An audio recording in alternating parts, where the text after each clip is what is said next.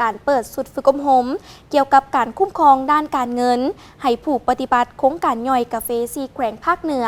ภายใต้โครงการสร้างความเข้มแข็งเศรษฐกิจสีเขียวและการโต้ตอบการเปลี่ยนแปลงดินฟ้าอากาศด้านกสิกรรมหรือกรีนคับ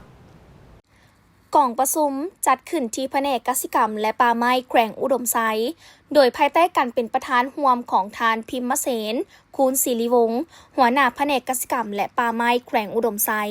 ท่านบุญซูสุดมาลีห้องหัวหน้ากรมปลูกฝังผู้ประสานงานโครงการมีคณะเสี่ยวสารครูฝึกจากครูร่วมจัดตั้งปฏิบัติขององค์ประกอบกาแฟของโครงการกรีนคับต่างหน้าจากภาครัฐเอกชนที่เข้าร่วมงานจัดตั้งปฏิบัติโครงการย่อยจาก4แขวงคือแขวงพงศลีแขวงหลวงน้ำทาแขวงหลวงพระบางและแขวงอุดมไซเข้าร่วม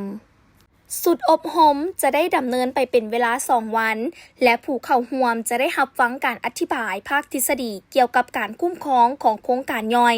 ความรับผิดชอบของเจ้าของโครงการและผู้ปฏิบัติโครงการเอกสารยั่งยืนการนำใช้งบประมาณและหางบทรายงานด้านการเงินและเอกสารการเงินพร้อมทั้งแนะนำพาจัดตั้งปฏิบัติตัวจริงแนวใส่การคุ้มครองด้านการเงินของโครงการย่อยและระบบการรายงานบัญชีการเงินให้ไปตามระเบียบและหลักการของโครงการสร้างความเข้มแข็งเศรษฐกิจสีเขียวและการโต้ตอบการเปลี่ยนแปลงดินฟ้าอากาศด้านกสิกรรมเป็นโครงการที่ได้รับทุนช่วยเหลือจากองค์การฝรั่งเพื่อการพัฒนาประจำลาวหรือ AFD และสหภาพเอโรปประจำลาว EU ระยะการจัดตั้งปฏิบัติเริ่มแต่ปี 2024 หา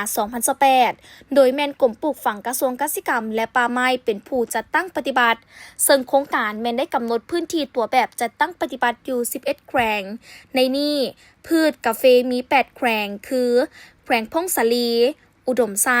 หลวงน้ำทาหัวพันหลวงพระบางเสียงขวาง